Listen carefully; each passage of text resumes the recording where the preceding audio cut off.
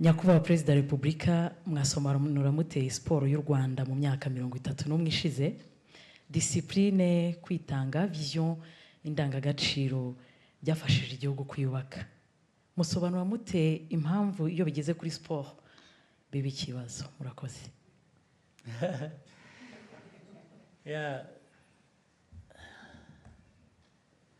Sinzi niba ari siporo gusa, ariko siporo ubundi siporo ni warebamo ibintu nka bibiri cyangwa bitatu. Icya mbere, agaciro biha ni akahe? What do you want to give? What value? Agaciro biha siporo ni akahe? Icya kabiri, witegura ute? Witeguye ute kugira ngo ku gaciro kabeho cyangwa se gakure kazamuke? Mu rurimi rw'icyongereza ni organization. How do you organize to do that? Icya gatatu ni talent. Ubona mu bantu kuba badafite talent, you can't blame them. If I have no talent for football, really, don't blame me. It's not my fault. So icya mbere ni agaciro biha. Icya kabiri, ubigenza ute? Ushyira hamwe ibikorwa n'ibitekerezo gute kugira ngo bizamure ka gaciro, noneho abantu bafite ubushobozi, ubumenyi, ibyo bavukanye bibaha. Ibyo rero nko mu gihugu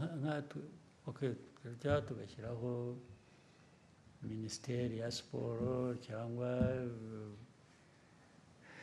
za siporo zitandukanye, federation zazo zishyira hamwe n'iki. Iyo ni organization. Itameze neza ni ikibazo. Ikindi, umuco, mujye muha agaciro. Umuco ufite agaciro. Umuco mvuga ni iki? Hari n'abantu baba bazi umupira, cyangwa hari na organization ihari, cyangwa abayobora nabo barahari, ariko umuco bafite ndahoraga mbivuga ku mugaragaro. Ugasanga abakinnyi b'umupira aho kugira ngo bakine rwose bashyireho umwete n'umutima ubishaka n'iki, bagatangira gutekereza utuntu bashyira mu izamu kugira ngo iyo wagiyeho ibintu byose uba wabikubye na zero. Nuriya munyezamu ushatse ntiwamushyiramo, kandi niba wizeye twa tuntu wadushyizemo ukamwihorera, urashyiramo wiki. Ibyo rero bigera no ku bantu, ni kamere y'abantu, ntabwo mfite ukuntu nabisobanura bihagije. Impamvu umuntu yemera iki undi atemera iki, cyangwa rimwe na rimwe no kwemera ikintu ubundi ku buryo busanzwe umuntu akwiye kuba abona ko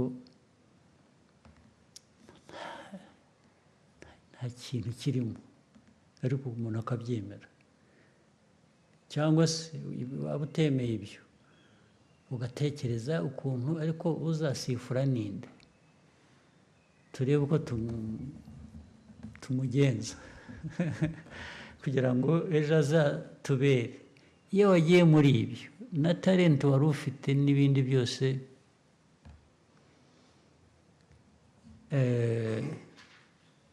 ariko ubundi umukino, siporo kugira ngo itere imbere, ukora biriya bintu nakubwiye, ariko none ukanavuga uti siporo habamo gutsinda, habamo gutsindwa, kandi muri uko gutsinda no gutsindwa harimo gutera imbere.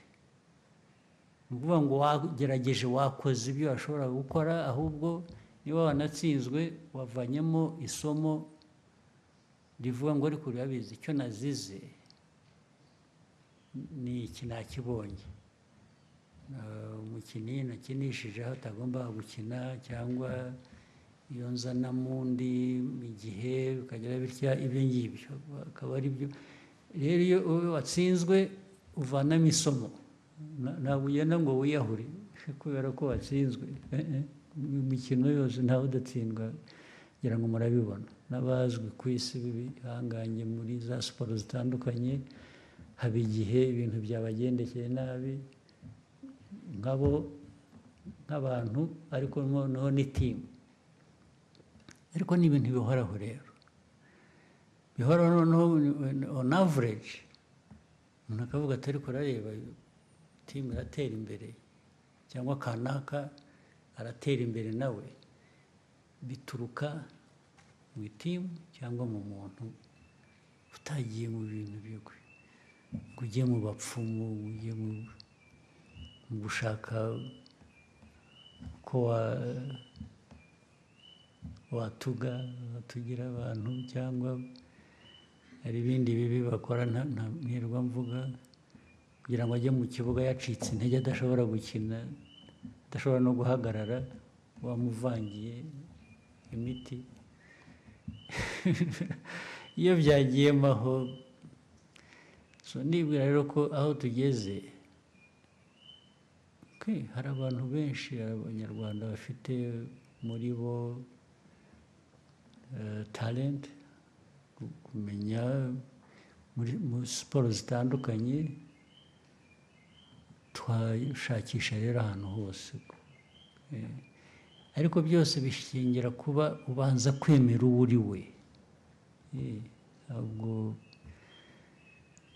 ushakisha gusa ibyo ubona hanze utihereyeho ngo ubanze uvuge uti ariko nabigeraho nkanjye, kuko mfite uko nteye n'undi uko ateye bitandukanye, ariko nk'igihugu dufite abantu, timu yacu iteye itya, twayishakira iki, twagera gute. Nibwira ko bishoboka, ariko ntabwo ari ibintu byizana gusa ngo bibe abantu batatekereje uko babigenza. Thank you, sir. Munyaneza, hanyuma Jado. Thank you so much, Mr. President. My name is James Munyaneza. I work with the New Times. And I want to pivot to international matters. Recent developments, different dynamics globally suggest a shifting, or rather changing world order. Do you see a situation where we are potentially moving into a more multipolar world? And what does this mean for Africa, of course, and for Rwanda? Do you think we are ready? Yeah. Well, whether we are ready or not, we should be ready. Because even if I tell you, yes, I'm seeing it coming, well, it may not come. But you should always be prepared for what if it were to come, actually. Suppose I even made a mistake in my analysis and assumed it's not coming. Why should I not be actually prepared if I found I made a mistake and actually it came? But what you are saying, as I see, like many other people see it, the world order will always change. It won't remain the same forever. There will be one form of world order today, there will be another tomorrow, or another maybe 10 years after, or 20, or doesn't matter. It depends on many, many things. As we see, we should be educated by what we see. But it also originates from, maybe it's important when you say Rwanda or Africa,